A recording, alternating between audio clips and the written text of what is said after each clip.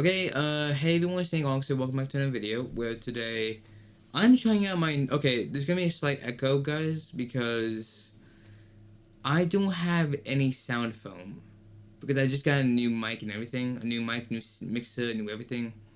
My entire room is gonna be echoing, so I apologize just this once. I will try to get this corrected as soon as I can. I have the settings completely changed, so I could get this rolling. So, without further ado, we are going to try to use this. I also am going to use. I have a bleeping system, just in case if there's any major bad words, say for instance, say fuck. like fuck, yeah. This thing is going to keep that working properly. So, if that actually did bleep that, which I hope it is. So anyways, let's try it. Okay, and without ado, we're gonna be reacting to Mr. Recap. And guys, I already hate the title of this video. Like, it is beyond messed up already. Like, I swear to God, this gets major school. We might have to stop in mid-recording. Oh my God. Okay. Let me make sure my system's good though. Yeah. Bit more. Yeah, there you go. Okay, now without further ado, guys, let's get started in 5, 4, 3, 2, 1. Have you ever wondered what school is like for super rich kids? No. Ever been tempted by the idea of boarding school? Well, it might not be all it's cracked up to be. That is, You don't unless you're say. Yuji Kazumi, a young man going undercover at a super exclusive academy for crazy rich teenage girls. What? Yuji finds himself on a mission to blend into this giant school, which is so fancy that all the students have their own dormitory with a kitchen and a fridge and everything. It's so private and secluded that— Wait a minute. Hang on, I've seen this hallway in every anime. Not even lying, in every single anime I've seen this hallway. Also, my new mic picks up everything in the room. Even my mouse. So guys, like I said, this thing's powerful. there are only 6 students in the whole world, one of whom also acts as their personal live-in maid. When Yuji arrives, he starts soaking up the privilege right away, going straight off to the baths and flashing of some cheek when he gets out of bed. And again in the Okay, shower. this is If you're here for the immediately classic getting anime shots, territory. though, oh, don't worry. The second this guy steps out of his dorm, he has a couple of teenage girls flashing their panties at him. So we're What back the to normal right away. The girls introduce themselves as Amane and Akina, who acts more like— Not even 5 seconds in, and we're over. Okay. I knew the risk. I'm going full-fledged then. a Let's go. baby than teenager. The next girl he meets is Michiru, who Yuji makes a great impression with when he calls her out for bleaching her hair and trying to act like a student today for male attention. The fuck you doing here? Along with the maid. Okay, Saki, no. That makes up all the students except I need to one, get the out of super this. mysterious Yumiko. Yuji makes an effort to a introduce minute. himself. Hold on, I've seen this anime. Oh my God, no, this is not clapping at all. This is literally just an assassin. Okay, I get it now. Even though this girl really looks like she ain't putting out good vibes. She even tries to stab him when he gets too close.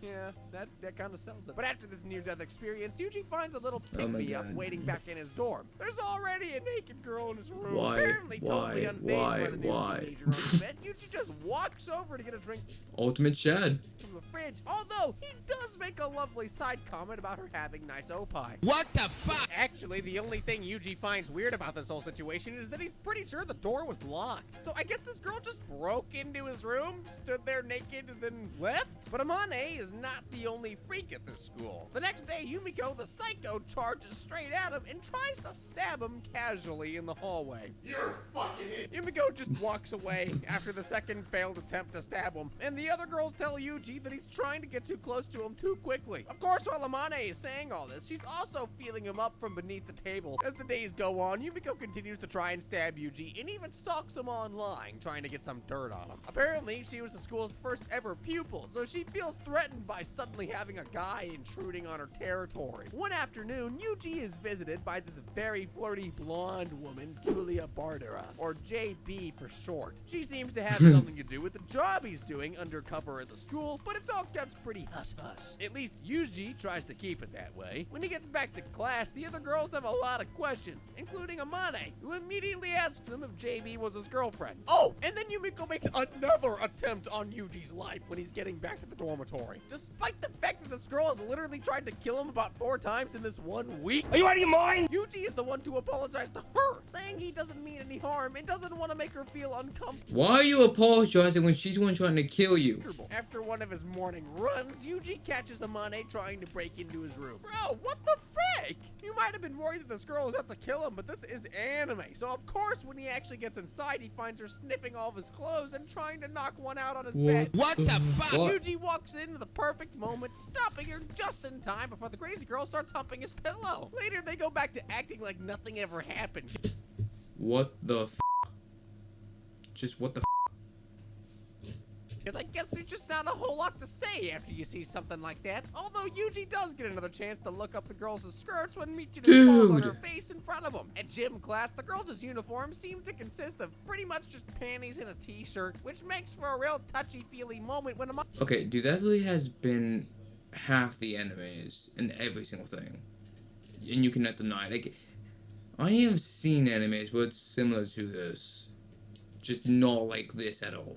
But with the uniforms. Amane sprains her ankle and Yuji carries her to the infirmary bridal style. Anyway, apparently the bar is so low for the girls in the school that Amane tells Yuji she loves him and asks him out. He says it's love at first sight, but I don't know. Call me old-fashioned, but I don't think true romance comes along by breaking into someone's room and humping their pillows. When Yuji basically says, you know, Amane asks if she can be his big sister instead, which is... What the fuck? Yuji feels bad, so he accepts, and by the next day, she's already made him a huge lunch and starts feeding him in class. The next day on his run, Yuji finds Michiru...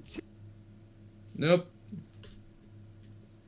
I know better than that. Chilling out on a cliff. They sit and have a cute little chat about the sea, the sky, and about what happens when people die. You know, normal conversation for 2 kids to be having before class. Michiru even says she wants them to make sure she's buried on that cliff when she dies. Are you out of your mind? Okay, sure. Totally chill thing to ask the guy you've known for a month. Yuji brings up their weird conversation with the other girls, and Sachi suggests that maybe the real Michiru died and the one they know is a replacement. Please don't start this. We do not have any time to unpack why the hell she came up with it, but long story short, the others admit that sometimes Michiru does act like a totally different person. Okay. The next day, Yuji finds Michiru Have you guys even considered multiple personality disorder? crouched by the fountain in pain. He tells her to go back to bed and rest, and she pretty much tells him to go the hell away. But this is Yuji. As Yumiko would tell her, this guy has no sense of personal boundaries. No, he So does not. follows her up to the cliff where Michiru acts totally different again and tells him she's fine. Stop the cap. Yeah, for real. Stop the Yuji cap. confronts her about the change in her personality, and Michiru asks why it matters which version of her he gets. She just wants him to sit and talk with her, whoever she is at that moment, which is some crazy dystopian frickery to just casually drop in upon. And so Yuji, obviously a little freaked out, tries to leave. But then Michiru starts asking him all these weird questions about lovers and kissing, and then admits that she's never had a kiss before. You can see where this is going. She kisses him right there on the cliff, and then suddenly goes back to normal Michiru, the one with blue eyes. When he sees her later, she doesn't remember what happened, and when Yuji tries to recreate their little cliffside kiss, she freaks out and runs away. Before they can figure out what it is their teenage hormones are telling them to do, Michiru's cat gets hit by a car on the side of the road. Oh Yuji my gets a God. cat, but the cat dies on the way to the vet. Anyway, so Michiru is pretty shaken up by the death of the kitty, and one day she takes Whoa. a lot of her meds in one go and scares Yuji half to death. The next day she's totally fine, except that her eyes are green again. Yuji asks Green Eyes where the real Michiru is gone, and she tells him that the girl he knows will never be coming back. Apparently she decided she just doesn't want to be around anymore. It's all getting a little sci-fi psycho, but the plot only... It's multiple personality, dude. It's like this is not that bad. I thought it was gonna be. Begins when Sachi turns up with a box containing Michiru's transfer diary, which tells the story of how she became a split personality after undergoing a heart transplant. You what? Yuji gives it back to Michiru, who apologizes, but tells him the original still doesn't want to come back, even now that he knows the truth. So Yuji does the only thing a guy in a situation could do. What is he Hey, y'all gonna come do? look at this. He drugs her, because it's totally acceptable to pin a girl to her bed and force What feed her pills to make her the talk. You drug someone. Holy shit. Like, that shit's fucked up. When the OG Michiru comes out, she starts crying and says she really does want to die. So then he takes it one step further by burying her alive on What the edge the- of the cliff. Okay, I'm starting to wonder if maybe Yumiko had the right idea trying to stab this guy. Obviously, Michiru totally panics and finally comes to accept that what she really wants is to live her life in her own body without the other Michiru. So she lets go of the other girl in her head and breaks open the coffin, crawling out of her grave, full-on horror movie style. Ah. Somehow, after all of this, Michiru is actually grateful to Yuji for making her realize she didn't want to die, even though I'm pretty sure there are a lot less extreme ways You tried to bury her alive. How the heck is she not getting sued?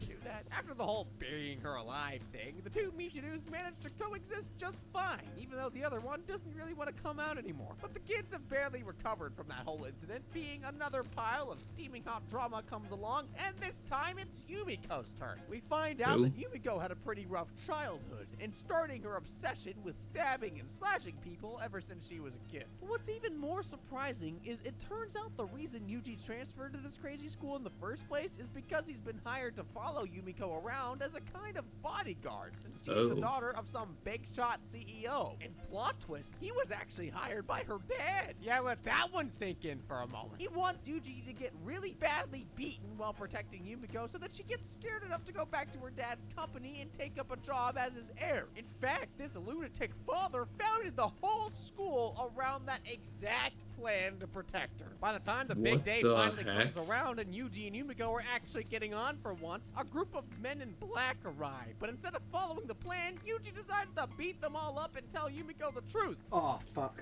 giving her a chance to change her fate. Since Yuji failed his mission, Yumiko's father calls up the school and tells him he's sending Yumiko to America. When her dad shows up to take her away, Yuji and the principal try to protect her. Except no one needs to defend Yumiko. This girl has been stabbing people since she was barely out of nappies. Oh my god! Oh, geez, oh my god! So of course she's upped the stakes and bought a frackin' handgun off of Amazon. She starts firing at her dad's bodyguards as a warning, but it quickly turns into a hostage situation with a whole frackin' SWAT team waiting outside. Yumiko takes turns between yelling at her dad and shooting at him, and eventually when he tried to come in and get her, she lands a shot in his shoulder. Oh, and if all that wasn't wild enough for you, Yumiko then pulls out a frackin' nade. Watch your What? Watch your She says she'd rather die than go back to her dad's company, and so she blows herself up, taking half the school with her. Hey, remember we were watching Yuji's butt while he was taking a shit? What? Okay, this has got extremely dark. Shower. Or Amane flirting with him and asking to be his own Ichan. Where did that show go? I want it back now. Sometimes She isn't Yuji dead. visits Yumiko's father while he's praying at her grave. Her father Oh. says he's sorry for everything he did and is proud to have had her as a daughter. He seems pretty shaken up by the whole thing, which is kind of crazy considering, oh yeah, Yumiko ain't dead. What the fuck? The whole shootout fiasco was a giant cover-up to fake Yumiko's death and keep her safe, using fake bullets and snipers and even finding a dummy body. Yeah, so in the first half of the season, we've had fake deaths, SWAT teams, shootouts, and a lot of nudity and split personality suicide attempts, and a cat getting run over by a car. Jesus. I can only imagine how wild it's going to get in the next half. And we begin by focusing on Sachi, the main Unless slash- as Mr. Recap reviews are funny, but get familiar. And I don't mean familiar, I mean the guy familiar, the guy in your little episodes. Like he actually roast you really good, and I love his roast. Student who has taken upon herself to figure out why Yuji's presence in the school seems to have made all the girls so much happier this semester. Now, Yuji making the girls happy should be a good thing, but Sachi is kind of suspicious, and you know what? I can't blame her. Since transferring, Yuji has single-handedly caused one of Michiru's split personalities to die, and even helped Yumiko fake her own death. But when maybe it's something to do with the stress of all this crazy stuff Yuji has caused, Sachi ends up fainting in the bath, where Amane finds her floating totally nude in the water. The girls put her to rest, and while she's out, Sachi murmurs for Yuji, which suddenly brings back a memory from long old times ago. He takes the day off because he can just do that in the school and ends up in a kid's playground. What? While he's there, he has a flashback, which makes him realize that him and Sachi No. No, just no. Fuck off. might have known each other for a lot longer than he initially thought. But clearly this guy can't afford to leave school for more than 2 minutes because all hell breaks loose without him. Michiru asks Sachi to find a way to get rid of the test coming up, and her answer is to set up enough explosives to blow their classroom sky high. She's just slipping a giant block of C4 beneath the desk when the other girls turn up, wondering why the hell she's running around the school alone at night. Sachi tries to get them out, but the timer is already ticking down to 0, and it looks like they're about to go full Pearl Harbor on school. Like, did you just compare a minor explosion to the Pearl? Oh my god, dude. You are crossing boundaries that should never be crossed. When Yuji turns up and reveals that he tampered with all the devices so that they'd freeze at 0. Sachi, who just did a baby Steve Rogers to try and save the others from the blast, is so relieved she wets herself. After slipping on a new pair of panties, Yuji and Sachi have a heart-to-heart where she reveals to him that they were, in fact, childhood friends. Sachi starts to reminisce on the golden days when our old friend Bust-kun makes an appearance in her flashback and takes out her parents. Talk about an origin story. Yuji has another one of his famous big brother moments and tells her she's done great to grow up without them, and they hug it out in the classroom. He then disposes of the bombs because, well, what can't this kid do? And to distract others, he organizes a fireworks display to cover up the noise. The two of them hold hands while they're watching it, which would be really sweet if Sachi wasn't still in her. But of course, wholesome moments can never last too long in this show, because right off the bat in the next episode, Yuji announces that he's decided to become Makina's daddy. I wish I could tell you that's not a... I am pleased to inform you you have leveled up from Oni-chan to... Oh. Exactly what it sounds like, but it is. Makina basically showed up one morning, handed Yuji 70 million yen, and asked if he'd protect her and act as her father. And Yuji just kind of says okay, because for 70 million yen, who wouldn't? No questions asked. So now Makina's... You do realize that 70 million yen in America is... I think it's like $100,000? I don't know. I'm gonna have to look it up. running around calling him Papa and giving him big smooches because that's just what a normal daddy and daughter relationship looks like, right?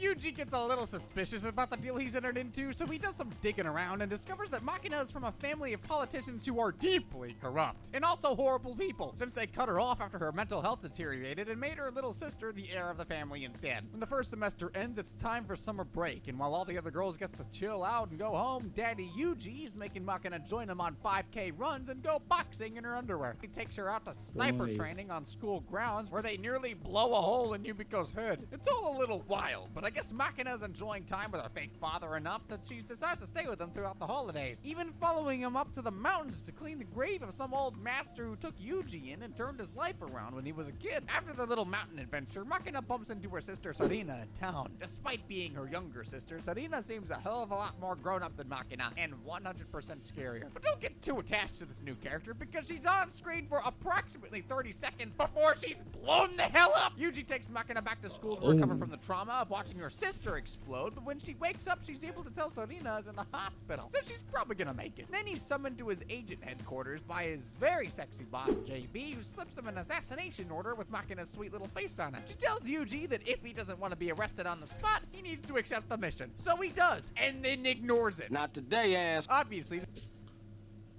I'm sorry, hold up. You have someone take care of a child and then tell them to kill. Oh my god, like, I know I'm brutal, but that is just monster level brutal. Despite his perverted tendencies, Yuji has enough of a moral compass to take Machina and go on the run, protecting her by taking them both into hiding. Luckily, JB hasn't totally turned her back on Yuji because she rolls up beside them to give him a little inside info. It turns out Machina's family want her killed because she has this crazy photographic memory and has memorized all the documents detailing her family's corruption, which, as Yuji points out, is kind of far-fetched, but honestly, crazier things have happened in this show so far, so guys, Wait a minute, hold on.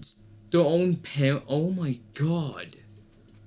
tries to convince him to call off the chase, but obviously Yuji isn't going to give Machina up that easily. So the agency starts setting in people after them, organizing this huge-scale ambush at their hideout. Oh, but this made Yuji funny. is more than prepared. He's set up a nice web of gas canisters and bombs for the agents, hiding him and Machina in a fridge before making a run for it once the chaos ensues. Now, it should have gone off without a hitch. Only Machina left behind this little plant that Sachi gave them, and because she's literally a child, she has to go back for it. And then she gets shot. Honestly, it all starts looking pretty dark from then on, especially when she's bleeding all over the ground and Yuji is forced to give her up to the agency just so they can get her to a hospital in time. Yuji, we know, would walk into the company building disguised as a delivery man, take the receptionist hostage, and shoot her mother 3 or 4 times for good measure, which coincidentally is exactly what he does. When Machina gets You know what?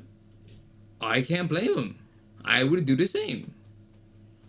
Your mother asked you to kill the child. That's messed up. That is one thing I don't tolerate, is I don't tolerate betrayal in family. Like that, yeah. Wait, is that like a convention or something?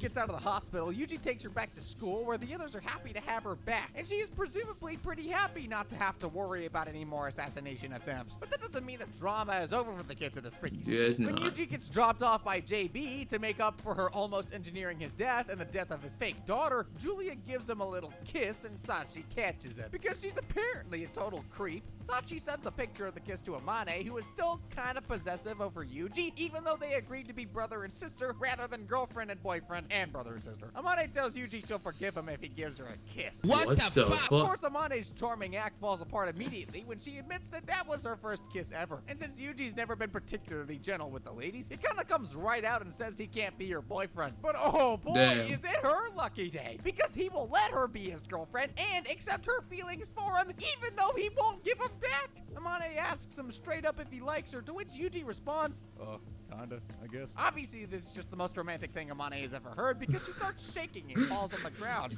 Wait. Kind of against the most. Oh my god, you live a sad life. She goes and ruins their special moment by just kind of slapping her on the head. When out of the blue, Amane reveals that she is actually the only survivor of the same bus accident that killed his sister, which is an incredibly weird time to bring that up, mind you, and obviously leaves Yuji pretty shaken while she starts to tell the story. It turns out hardly any of the schoolgirls were killed by the actual impact of the crash, but they ended up in this Lord of the Flies type situation in the jungle where they went slowly mad and kind of just killed each other off. The girls started camping out, rationing little food and supplies they'd brought with them on the trip. Yuji's sister Kazuki made a name for herself pretty quickly by helping them come up with clever ways to stay alive. But their bully of a class president mostly ignored her request just because Kazuki was a first year. So things start to fall apart while Amane and Kazuki start getting close, bonding over the trauma of having to bury the decaying bodies of their classmates. You know, like all teenage gal pals. Kazuki even tells Amane that she loves her, which seems a little forward given the fact that they've really only known each other for like 8 days. But the jungle does crazy things to the mind, as we discover by day 12 when their pet dog dies and the girls decide to eat him to survive. But it's around day 14 when frackin' frickery starts to get real. Almost all the girls are sick or dying, and so hungry that they're kind of going mad. At one point, their teacher says, Oh no, they're having Wendigo fever. It's when you it's a real thing that happened in 1940s. Or 1980s, I can't remember, but it's a thing where miners, and I don't mean these miners, but I mean like actual like gold, like people who mined in the mines, they would go mad with hunger and eat each other. Like, it was bad.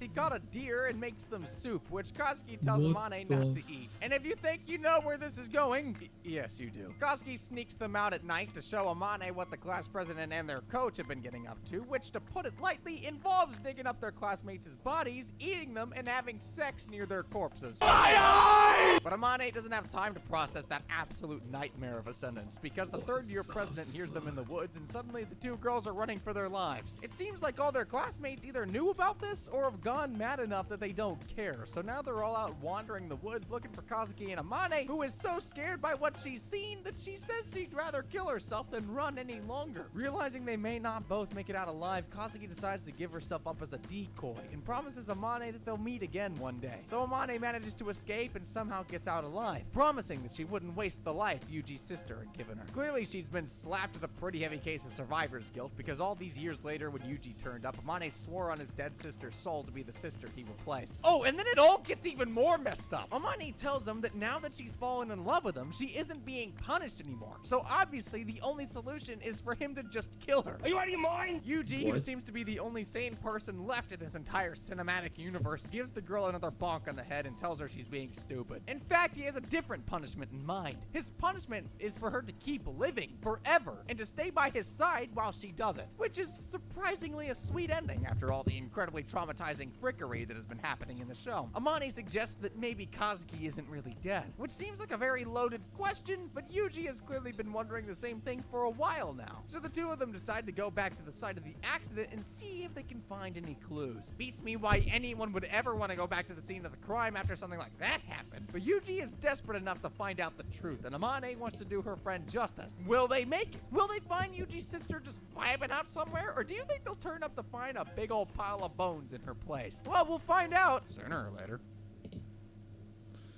Wait a minute, when was this even? Wait, was I even watching the wrong thing? No, wait, no, it wasn't. Okay, good.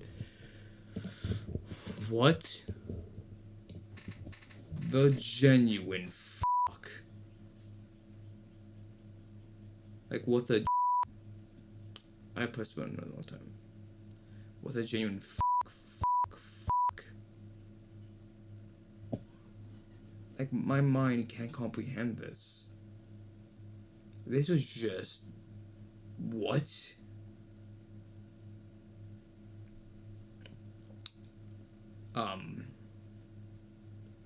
You know, I'm probably the last person who actually does do genuine reactions. Because everyone else does, like, faking it all, but no, this is just... I have no words. I have no words for this. It's just... Fuck. Like, I know this is... Like, this is just fucked up, but that is just fucked up. Like, whoever made this anime had so much wrong with them. I feel bad for that person. Because I think that... I used to watch this anime too. Like, this was not new to me. This was, like, old news to me, but... Seeing it as an adult? This just, like, messed up. Jeez, like, who subjugates children to this? Well, I mean, thank you guys for watching. I mean... I actually have no words. But, like, subscribe, and hit the notification bell if you want more reactions like this. Like, seriously, fucking hell.